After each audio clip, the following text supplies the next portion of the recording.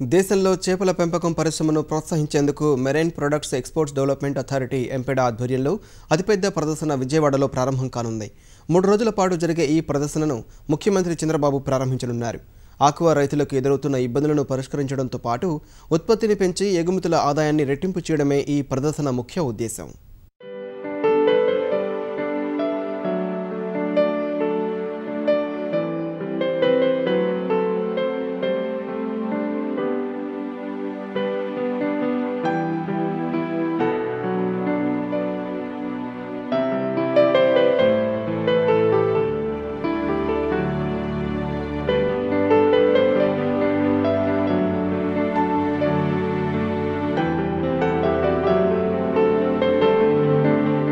కేంద్ర వాణిజ్య పారిశ్రామిక మంత్రిత్వ శాఖ ఆధ్వర్యంలో పనిచేసే ఎంపెడా 2 ఏళ్లకోసారి ఆక్వా అక్వేరియా ప్రదర్శన నిర్వహిస్తుంది. 2013లో విజయవాడలో ఈ ప్రదర్శనను ఏర్పాటు చేశారు. ఈసారి నగరంలోని లయోలా కళాశాలలో నిర్వహిస్తున్నారు. ముఖ్యమంత్రి చంద్రబాబు నాయుడు ఈ ప్రదర్శనను మధ్యాహ్నం లాంఛనంగా ప్రారంభించనున్నారు. దాదాపు 12 దేశాలకు చెందిన శాస్త్రవేత్తలు ఇందులో పాల్గొని చేపల ఉత్పత్తులకు సంబంధించిన పరిశోధనలను రైతులకు వివరిస్తారు. 500 స్టాళ్లు ఈ ప్రదర్శనలో కొలువుదీరనున్నాయి. సముద్ర తీర ప్రాంతమున్న అన్ని రాష్ట్రాలతో పాటు వివిధ దేశాలకు చెందిన ప్రతినిధులు తమ ఉత్పత్తులు, సాంకేతిక పద్ధతులు, పరిజ్ఞానాన్ని వీటిలో ప్రదర్శనకు ఉంచుతారు.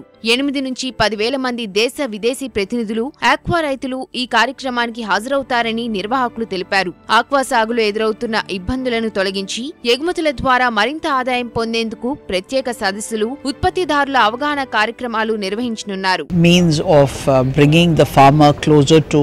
All the modern technologies, all the latest practices which are followed by developed farmers the world over. The technology, the techniques are all presented to farmers by 30 international speakers and a number of Indian speakers who will be giving the benefit of the knowledge for the farmers. Aqua సాగుకు సంబంధించిన అన్ని ఆధునిక పరికరాలు, యంత్రాలను, mobile internet, సాంకేతిక పరిజ్ఞానంతో కూడిన అంశాలను ఈ సదస్సులో ప్రదర్శిస్తారు.